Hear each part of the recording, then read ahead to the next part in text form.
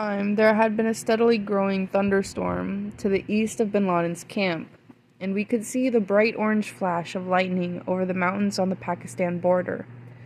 But bin Laden thought this might be artillery fire, the continuation of the inter-Mujahideen battles that had damaged his spirit after the anti-Soviet war. He was growing uneasy. He broke off his conversation to pray.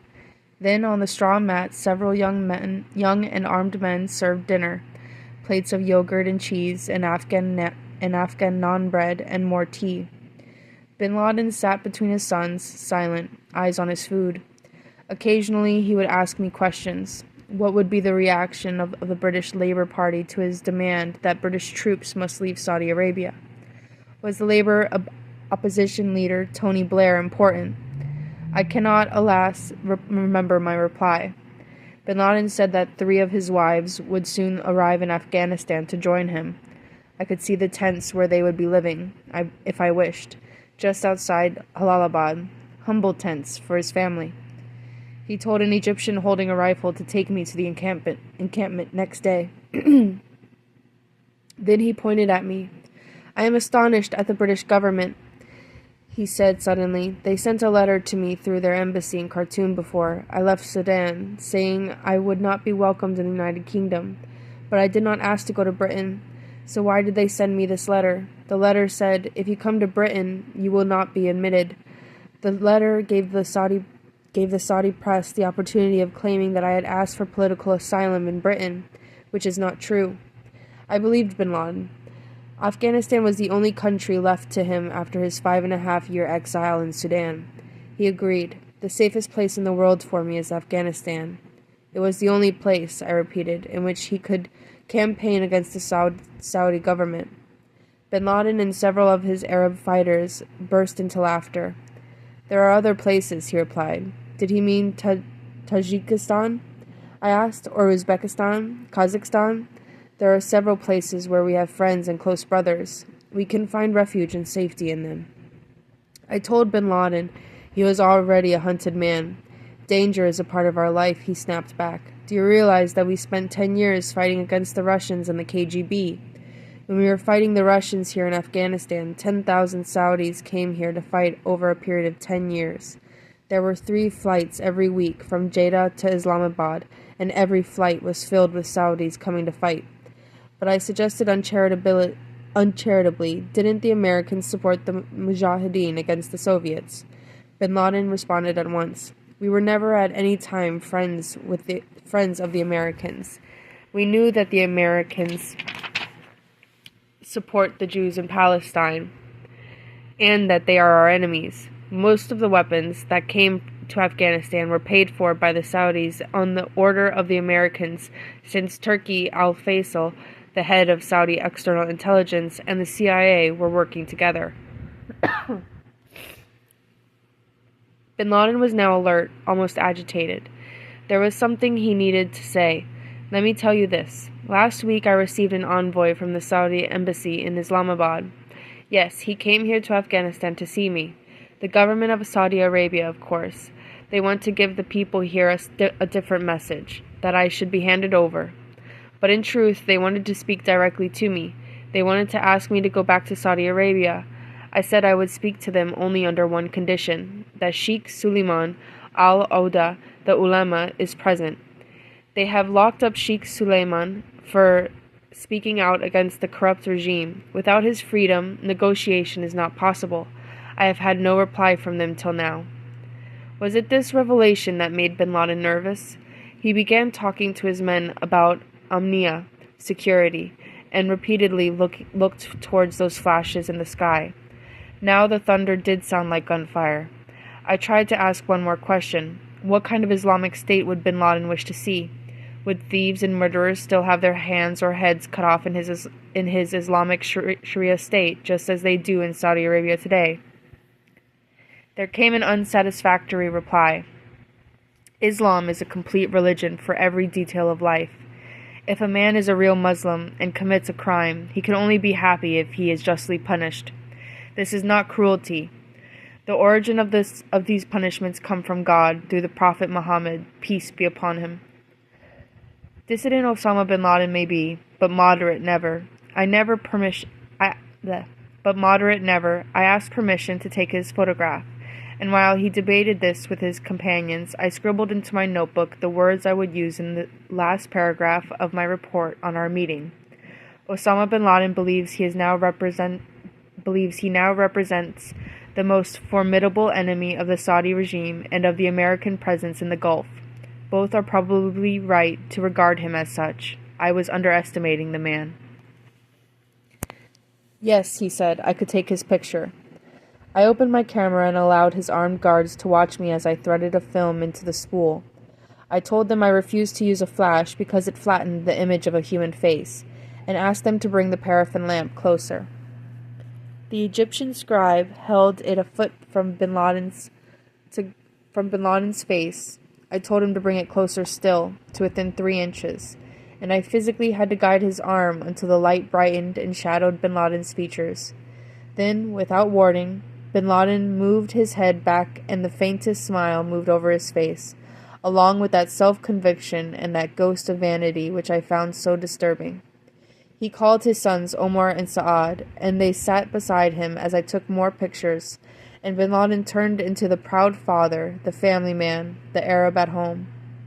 Then his anxiety returned.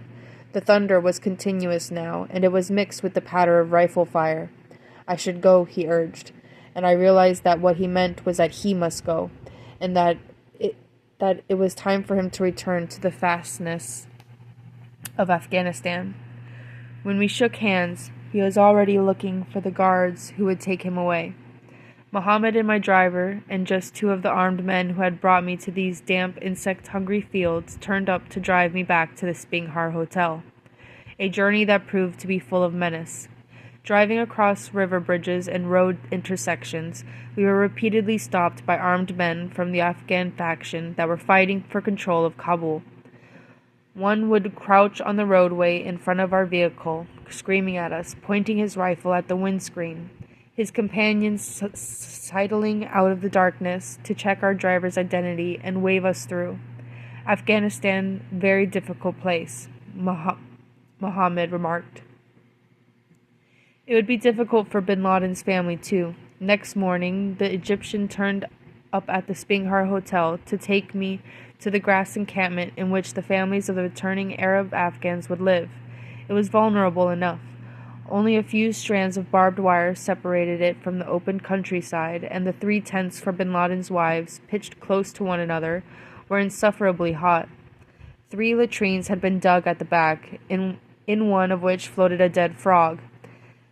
They will be living here among us, the Egyptian said. These are ladies who are used to living in comfort.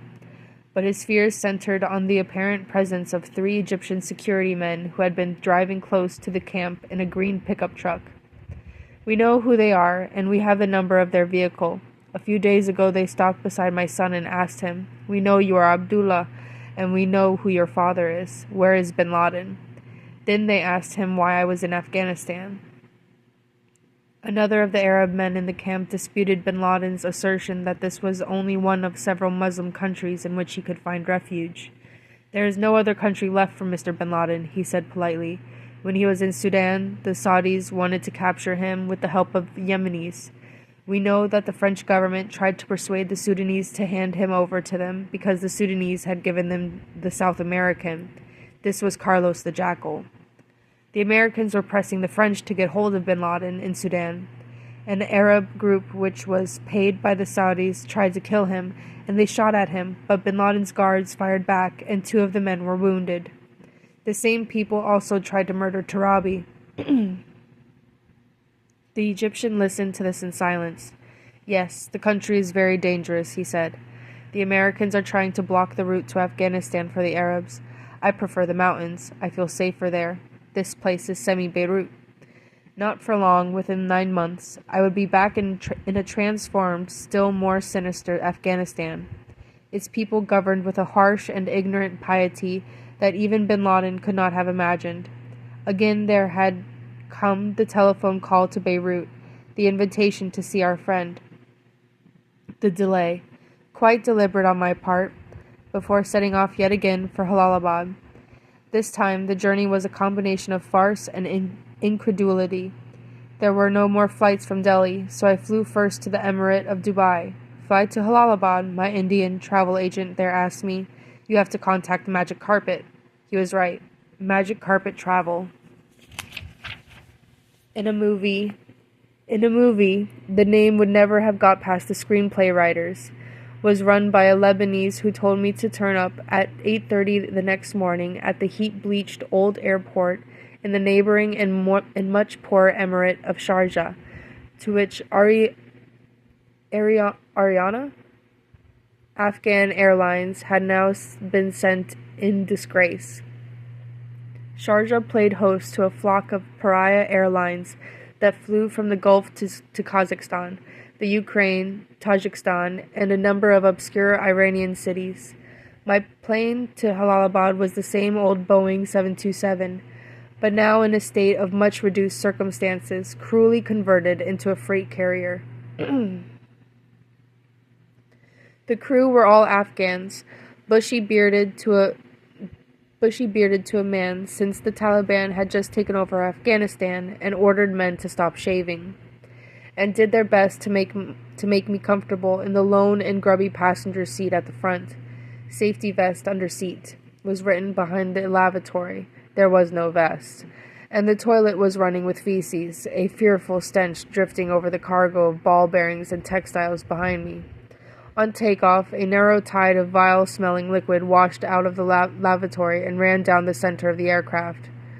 "Don't worry, you're in safe hands," one of the crew insisted as we climbed through the turbulence, introducing me to a giant of a man with a black and white beard who kept grinding his teeth and wringing his hands on a damp cloth.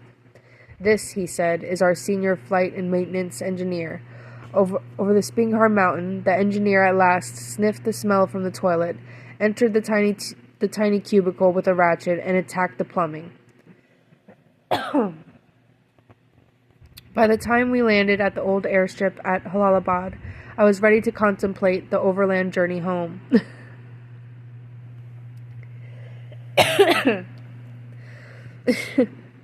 The immigration officer, a teenager with a Kalashnikov, was so illiterate that he drew a square and a circle in my upside-down passport because he couldn't write his own name. The airline crew offered me a lift on their bus into Jalalabad, the same dusty frontier town I remembered from the previous July, but this time with half its population missing. There were no women. Just occasionally I would catch sight of them, cowled and burqa'd in their shrouds, sometimes holding the hands of tiny children. The campus gates of Nangarhar University were chained shut, the pathways covered in grass, the dormitories dripping water. The Taliban say they will reopen the universities this week. The post office clerk told me, but what's the point? All the teachers have left. The women can no longer be educated. It's back to year zero. Not quite, of course. For the first time in years, there was no shooting in Jalalabad. The guns had been collected by the Taliban, only to go up in smoke a few days later in a devastating explosion that almost killed me. But there was a kind of law that had been imposed on this angry tribal city.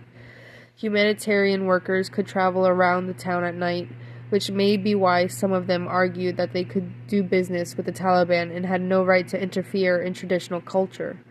Robberies were almost unknown. While prices were rising, at least, there were now vegetables and meat in the market. The Taliban had finally vanquished 12 of the 15 venal Afghan Mujahideen militias in all, but the far northeastern corner of the country, and imposed their own stark legitimacy on its people. It was a purist Sunni Wahhabi faith whose interpretation of Sharia law recalled the most draconian of early Christian prelates. Head-chopping, hand-chopping, and a totally misogynist perspective were easy to associate with the Taliban's hostility towards all forms of enjoyment. The Spinghar Hotel used to boast an old American television set that had now been hidden in a garden shed for fear of destruction. Television sets, like videotapes and thieves, tended to end up hanging from trees. "What do you expect?" The gardener asked me near the ruins of the old royal winter palace in Jalalabad. The Taliban came from the refugee camps. They are giving us only what they have. And it dawned on me that the new laws of Afghanistan, so anachronistic and brutal to us and to educated Afghans, were less an attempt at religious revival than a continuation of life in the vast dirt camps in which so many millions of Afghans had gathered on the borders of their country where the Soviets invaded 16 years before. The Taliban gunmen had grown up as refugees in these diseased camps in Pakistan. Their first 16 years of life were passed in blind poverty, deprived of all education and entertainment, imposing their own deadly punishments, their mothers and sisters kept in subservience as the men decided how to fight their foreign oppressors on the other side of the border, their only diversion a detailed and obsessive reading of the Quran, the one and true path in a world in which no other could be contemplated. The Taliban had arrived not to rebuild a country they did not remember, but to rebuild their refugee camps on a larger scale. Hence, there was to be no education, no television. Women must stay at home, just as they stayed in their tents in Peshawar. Thus it was to be at the airport when I eventually left. Another immigration officer now, perhaps only 15, was wearing makeup on his face. He, like many Algerians who fought in Afghanistan, was convinced the Prophet wore kohl around his eyes in Arabia in the 6th and 7th centuries of the Christian era. He refused to stamp my passport because I had no exit visa, even though exit visas did not exist in Jalalabad. But I had broken a greater rule. I wasn't wearing a beard.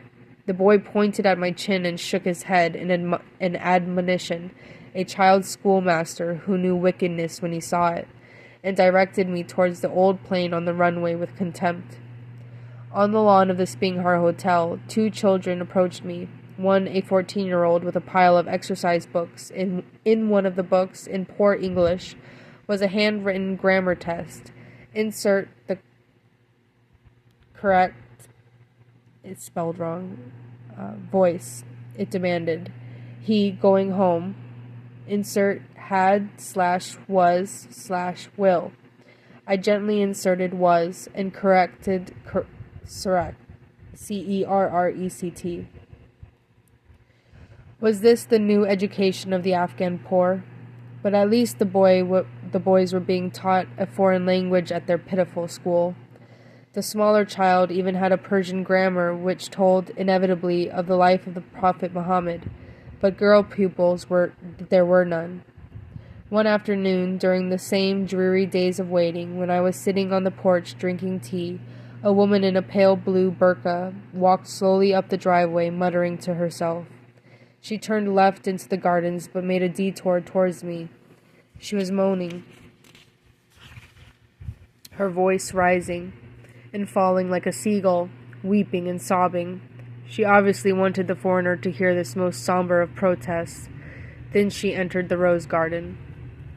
Did we care?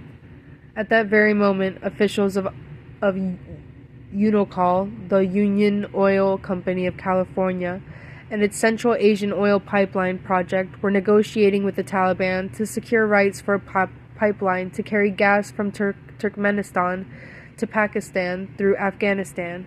In September 1996, the U.S. State Department had announced that it would open diplomatic relations with the Taliban, only to retract the statement later. Among Unical's employees were Zalmay Khalilzad. 5 years later, he would be appointed President George W. Bush's special envoy to liberated Afghanistan, and a Pushtun leader called Hamid Karzai. No wonder Afghans adopted an attitude of suspicion toward the United States. America's allies originally supported bin Laden against the Russians. Then the United States turned bin Laden into their public enemy number 1, a post that was admittedly difficult to retain in the Pentagon Wheel of Fortune, since new monsters were constantly being discovered by Washington, often in inverse proportion to its ability to capture the old ones. Now the Taliban were being courted, but for how long? Could bin Laden, an Arab whose political goals were infinitely more ambitious than the Taliban's, maintain the integrity of his exile alongside men who wished only to repress their own people? Would the Taliban protect bin Laden any more courageously than than had the failed Islamic Republic of Sudan.